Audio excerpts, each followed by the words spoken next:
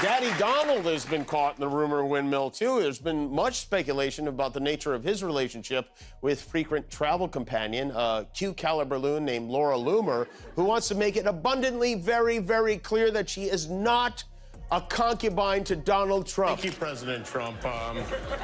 Thank you for watching. I'm surprised you're still... Isn't it past your jail time? Melania, this is my lawyer.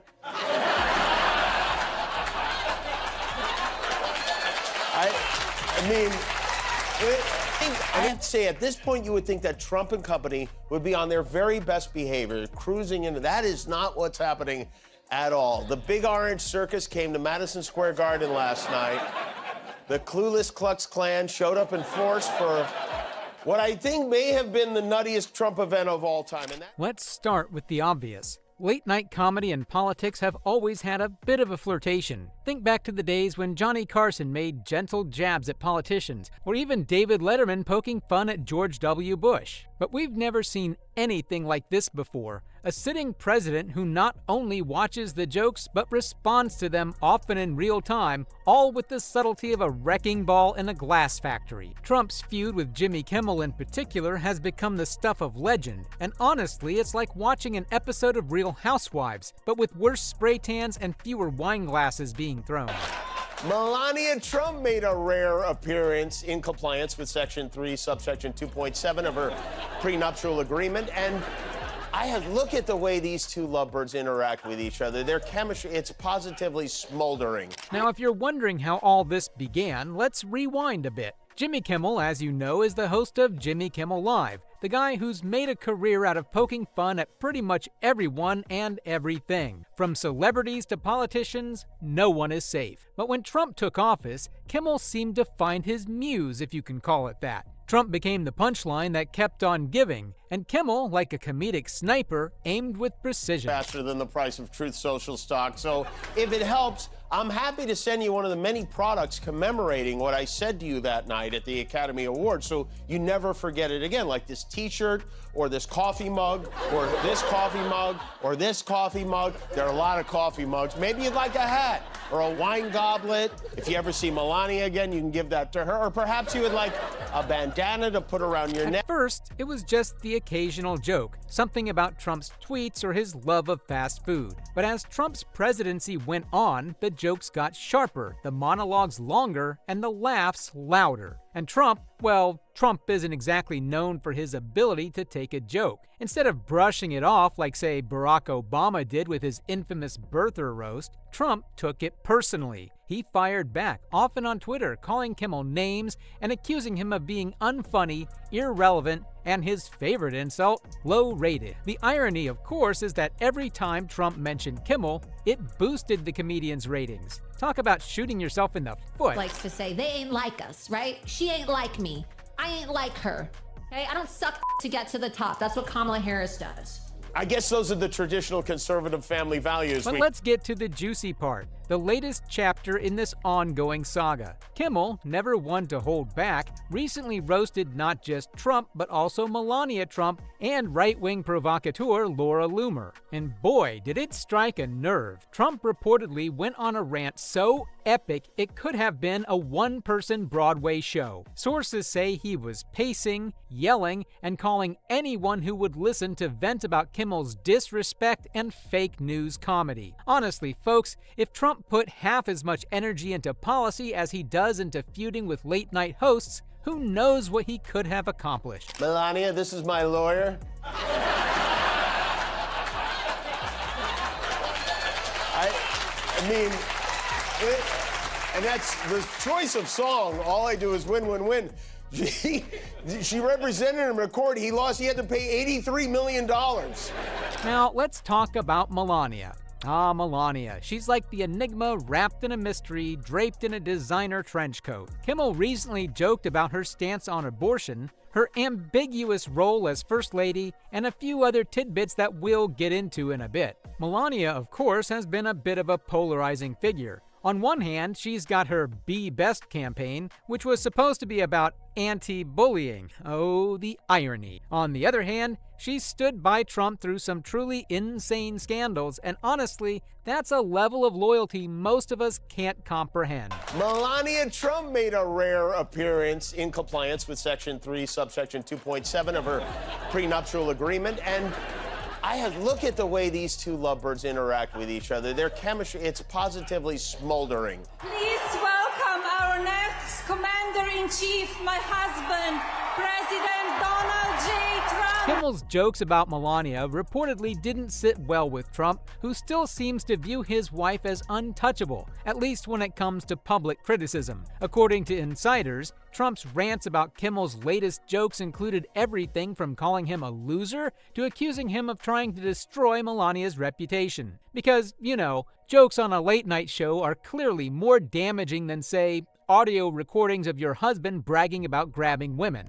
We are now just 53 days away from the election, and the candidates are pulling out all the stops to build out their coalitions. On the Republican side, Donald Trump has been flying around the country with far-right internet troll Laura Loomer, a 9/11 conspiracy theorist who Trump brought to a 9/11 ceremony yesterday. And then there's Laura Loomer. For those who don't know, Loomer is a far-right activist and self-proclaimed free speech warrior who's been banned from more platforms than I can count. Kimmel took a few swipes at her during his monologue, and naturally she didn't take it well. Loomer is someone who thrives on controversy, so being the butt of a late-night joke probably felt like a badge of honor to her. But Trump? Oh, he wasn't laughing. He reportedly called Loomer to assure her that he had her back and that Jimmy Kimmel will pay for this. Pay how, exactly? A strongly worded tweet? A one-star Yelp review of his show? The possibilities are endless. Wild chimpanzees. She spent years in the jungle observing them, learning about them. And in many ways, I feel like I've been doing similar work over the past 8 years, observing Donald Trump. No offense to the chimpanzees, but... And after a while, I don't know how long exactly, but Dr. Goodall spent most of her time watching them from a distance, began to interact with her fellow primates, and last night, that happened to me too. Here's the thing about Trump. He's got the thinnest skin of any public figure we've ever seen. The guy can dish it out, sure. Just look at his rally speeches or his infamous tweets. But the moment someone fires back, he crumbles faster than a stale cookie. Kimmel, on the other hand, seems to have mastered the art of getting under Trump's skin. His jokes aren't just funny, they're surgical strikes. He knows exactly what will get a reaction, and he delivers it with the precision of a heart surgeon, if heart surgeons also happen to be comedians. Blah, make America great again.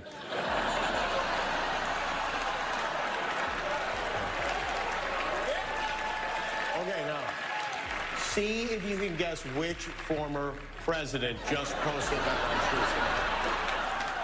Anyone? No? Well, thank you, President Trump. Thank you for watching. I'm surprised you're still... Isn't it past your jail time? Take, for example, Kimmel's joke about Trump tweeting from his golden toilet. It's funny because it's absurd, but it's also rooted in truth. Trump has a well-documented obsession with luxury, and his angry, early morning tweets were practically a hallmark of his presidency. By exaggerating these quirks, Kimmel isn't just making us laugh, he's also holding up a mirror to the absurdity of Trump's behavior. But as crazy as this Laura Loomer is, Trump and J.D. Vance, they are right. They're staying on top of Nutjob Mountain with this nonsense about Haitians in Ohio eating pets.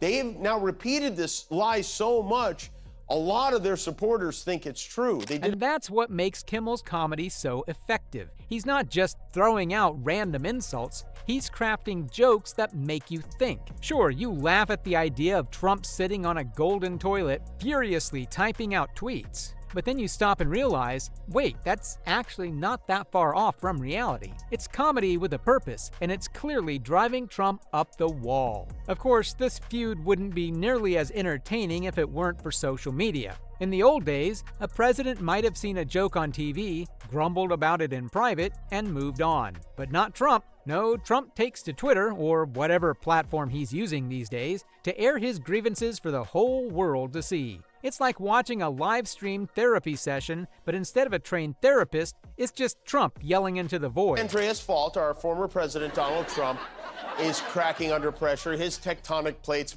are moving a lot lately. He's still trying to convince the MAGAverse that he didn't blow it on Tuesday night against Kamala Harris, even though he is clearly terrified of facing her again. According to Rolling Stone, members of Trump's inner circle think another debate would be a bad idea. They say his performance was so disappointing, he doesn't know whether to call it Eric or Don Jr. at this point. Kimmel, for his part, knows how to use this to his advantage. Every time Trump tweets about him, Kimmel gets more material. It's a never-ending cycle. Trump rants, Kimmel responds. Trump rants again. It's like a comedy perpetual motion machine, and we're all just along for the ride. Now, let's take a step back and look at the bigger picture. What does this feud say about our current political climate? For one thing, it shows how much the lines between politics and entertainment have blurred. Late-night hosts like Kimmel aren't just comedians anymore. They're also political commentators, and their jokes carry real weight. When Kimmel makes fun of Trump, he's not just going for cheap laughs,